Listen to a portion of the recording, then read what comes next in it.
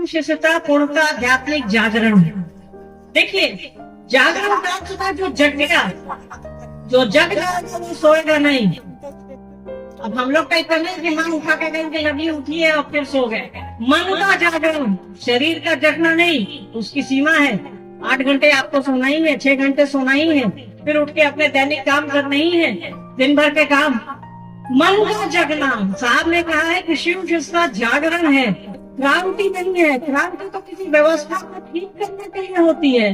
हो सकता है कि व्यवस्था ठीक हो फिर खराब हो जाए, पर जागरण मन का होता है। जागता तो मन है, हम आप तो सोए रहते हैं। मन जब जाग गया तो वो नहीं सोएगा और दूसरों को भी जगाएगा। शिव की लगन लग गई, शिव की लगन में हम आप मगन हो गए तो मन का जागना ही है। तो साहब ने मन को जगाने के लिए शिव की सत्ता दी है। शरीर तो ऐसे ही उसका अपना विज्ञान है, जागना सोना तो लगा रहता है। यहाँ मन के जागरण की बात है, शिष्य भाव के जागरण की बात है। जहाँ शिव गुरु होंगे तो हमारा आपका मन जगेगा, फिर सोएगा नहीं। क्योंकि उस परमात्मा हमको और आपको जीव को बना, अपने अंश में जीव को बना करके भेजा है, तो जो भेजा है वहां तो जाएंगे नहीं। वहां कैसे जाएंगे? जानकारी मिलेगी तब तो, नींद पे तो जाएंगे नहीं। तो इसीलिए मन का जागना है, शिव शिष्यता मन का जागरण है। आवचरण सिंह की और पुस्तक में शिष्य 3 प्रकार बताया गया है। उसमें नित्य सिद्ध शिष्य के बारे में समझाने की कृपा करो। देखिए, साहब की पुस्तक की लाइन है ये, उन्होंने जो रच दिया है सो रच दिया है। धरती पर इस सृष्टि में आओ चले शिव की ओर से बेहतर किताब महादेव पर नहीं है।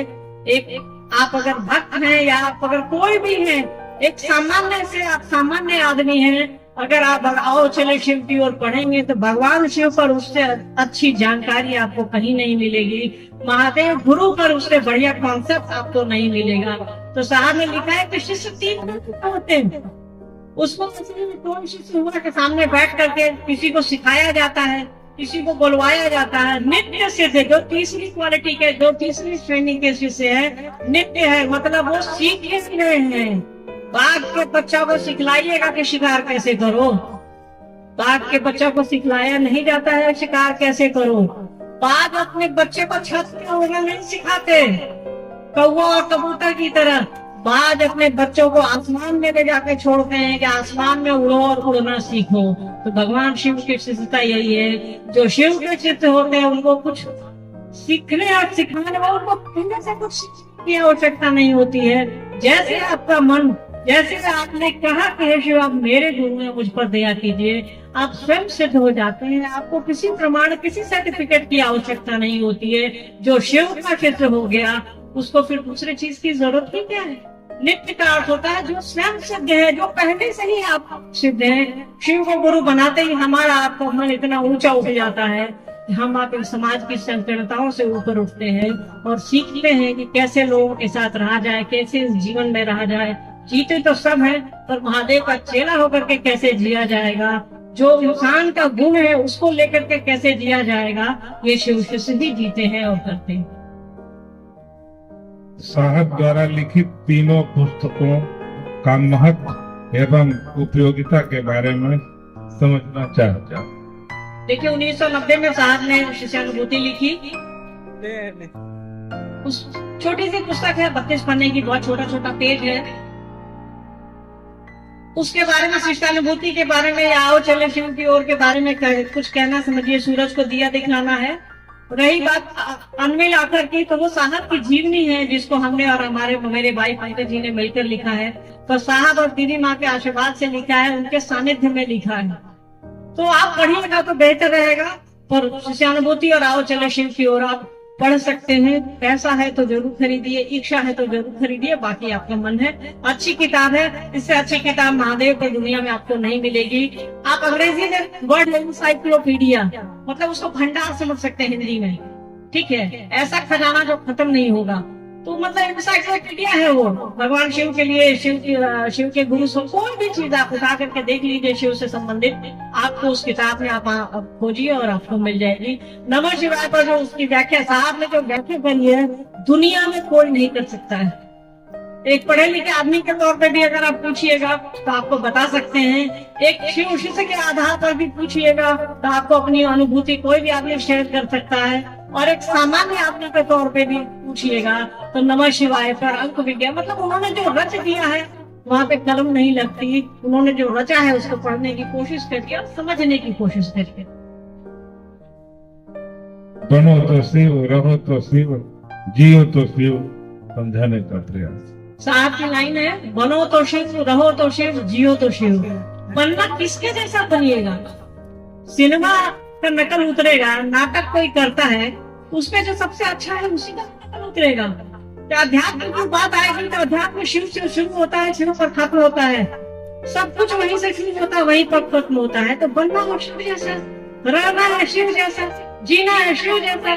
देखिए वो क्या परमात्मा है, वो परमेश्वर महेश्वर है, महामृत्युंजय है, महाकाल है, औढ़रदानी है, क्या नहीं है उनके पास? सृष्टि के मालिक है वो। और देखिए एक वृक्षाल में दिख जाते हैं, व्याघ्र बाघ के चमड़े में दिख जाते हैं। एक तरफ वो शादीशुदा महिलाएं उनकी पूजा करती हैं, शिव को, एक तरफ वो निहंगते हैं, शमशान में लाश जलाते हैं। सोच लीजिए उनके पास क्या नहीं है, फिर भी वो सबसे नीचे है। सब कुछ है, वो काल है, सब कुछ है, महाकाल है, महामृत्युंजय है। अगर आप कहीं ज्योतिष पे किसी को भरोसा होगा, आप जाइएगा ज्योतिष के पास तो कहेगा आपका सब कुछ है खराब है, किसी देवता को पूजने से कोई काम नहीं चलेगा, महादेव को पूजा करिए। हर चीज में वो श्रेष्ठ है। तो किनके जैसा बनिएगा? उन्हीं के जैसा ना बनिएगा कि किसी दिन पनीर खा लिया तो बहुत अच्छा, किसी दिन नमक रोटी खा लिया तो बहुत अच्छा, किसी दिन भात पानी खा लिया, वही गुरु की दया। शिव जैसा बनना है कि सब कुछ है उसका, फिर भी वो सबसे छोटा अपने आप को रखे हुए है। वैसा ही मन मिजाज बनाना है हमको और आपको, कि हम आप शिव जैसा बने, शिव जैसा जिए, शिव जैसा रहे। हमारे आपके पास तो थोड़ा सा गाड़ी हो जाएगा, गाड़ी खरीद लेंगे तो पूरा 4 लाख चमकाएंगे कि पड़ोसी देख के, देख पड़ोसन जलमरी टाइप से। पर बनना हमको और आपको शिव जैसा है, साहब दीदी जैसा है। देखिए वो साहब को देखिए, क्या ड्राइवर होते हैं, वो रिटायर किए, इतने बड़े अफसर को बेटे, इतने बड़े अफसर, उनके भाई, उनका पूरा परिवार अफसर, ससुराल उनका, माता की हमारी राजघराने की, और वो नंगे पैर कोशी के आपके आगे बढ़िएगा आप, जहाँ मिथिलांचल खत्म होता है कोशी का एरिया शुरू होता है, वहाँ वो नंगे पैर कोशी बांध में घूमती थी, लोगों को शिव का शिष्य बनाती थी। तो वहाँ कोई तुलना नहीं है, सब कुछ उनके पास, फिर भी सबसे नीचे। साहब एक शर्ट पहने रहते थे, पान का दाग लगा रहता था, एक धोती पे लुंगी पहने रहते थे, कई बार कहते थे हमके पापा बदल लिया जाना, छोड़ो रे यार सब ठीक है। उनके जैसा बनने की कोशिश कीजिए। हमारे आपके पास तो थोड़ा सा हो जाता है तो हम आप चमकाने लगते हैं, पड़ोसी उससे बड़ा ले आता है तो हमको और आपको दुख हो जाता है। तो शिव जैसा बनिए, शिव जैसा रहिए, शिव जैसा चलिए, शिव जैसा करिए, और आप जिसकी नकल उतारते हैं वैसा होते जाते हैं। साहब ने कहा है कि नकल में भी असल हो जाता है, कोशिश तो करते रहिए। व्यक्ति के चेतना के परिमार्जन के चिकित्सक हैं। शिव व्यक्ति की चेतना के परिमार्जन के चिकित्सक हैं।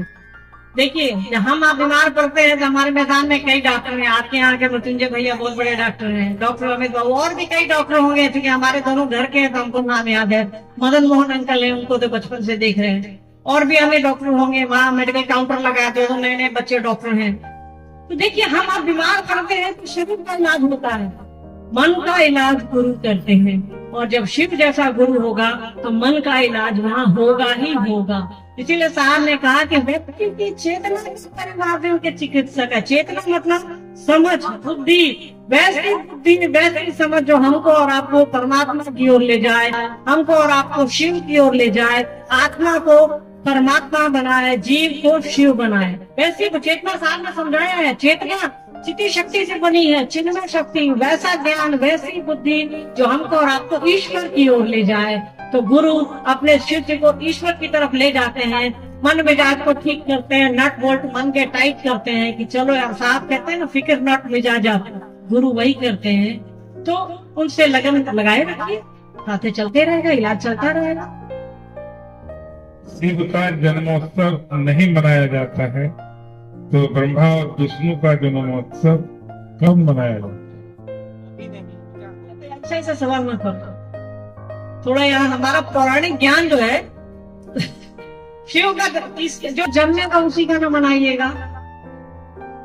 शिव को स्वयंभू कहा गया है, जो स्वयं से जन्म लेता है।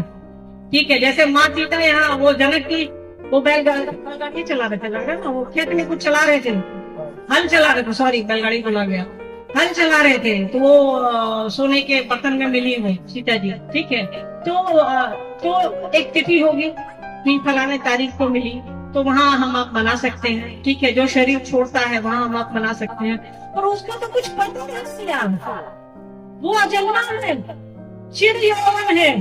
चिर मतलब पुराना, यौवन मतलब नया, चिर नवीन है, आज का है, पुराना का पुराना है। क्या कौन बताएगा कि फलना, हम आप जन्मे तो माँ बाप बताएगा कि फलना डेट को जन्म हुआ 21 मई को, कोई और जन्मा है तो आज किसी बच्चे का जन्म हुआ होगा तो लोग कहेगा कि 24 नवंबर को 2024 को कोई गुरु भाई को बन के जन्मेगा तो कहेगा उस दिन पुगरी में चर्चा हल, तो उसको याद रह सकता है। पर वो शिव परमात्मा उसकी ही सृष्टि है, उसको क्या बनाएगा, उसको कौन बनाएगा? तो इसीलिए उसको कुछ बोलना होगा, जन्मेगा ना मरेगा, ना उसको कोई जन्म देता है तो उसको कोई मार सकता है, वो हम लोग नहीं मारता है यार, जन्म देता है। ठीक है, इसीलिए उनके न जन्म की तारीख याद है, मृत्यु तो छोड़ ही दीजिए, तो ईश्वर है, परमात्मा है जो दूसरे को जन्म देता है, तो वो क्या उसको कौन उसको मारेगा यार? वो महाकाल है, काल का भी अधिपति है, वो काल उसकी पकड़ में है, काल हमको और आपको मारता है, वो महाकाल है, उनको कोई क्या करेगा, वही सबका करेंगे। ठीक, शिव की शिष्यता एक राजमार्ग है, कैसे पूजा गुरु दरभंगा। देखिए भगवान शिव की शिष्यता राजमार्ग है, बिल्कुल एक वैसा रास्ता है जो हमको और आपको शिव की ओर ले जाता है। उस रास्ते पे सारा दीदी माँ खड़े हैं जो आपको कह रहे हैं चलो शिव की ओर, और आप चलिए। इससे बेहतर क्या हो सकता है? लोग आपको बाजार में कहता है 2 रुपया दे देगा कि लेमन जूस खरीद लो, 5 रुपया दे देगा कि चाय पी लो, 50 रुपया दे सकते हैं। समाज में और भी चीजें हैं, बहुत सारी ऐसी चीजें हैं जो करने योग्य नहीं है, पर लोग कहता है कि चलो यार चलते हैं। लोग आपको शिव की ओर ले जा रहा है, इससे बड़ी बात, इससे बड़ा चमत्कार क्या होगा? साथ धरती पर आए हैं आपको शिव की ओर ले जाने के लिए, इससे बड़ा चमत्कार नहीं है कि कोई आपको ईश्वर दे रहा है, आप ले लीजिए। ईश्वर आंचल में नहीं समाएगा, बर्तन में नहीं समाएगा, वो आपके दिल में समाएगा, वो आपके मन में समाएगा।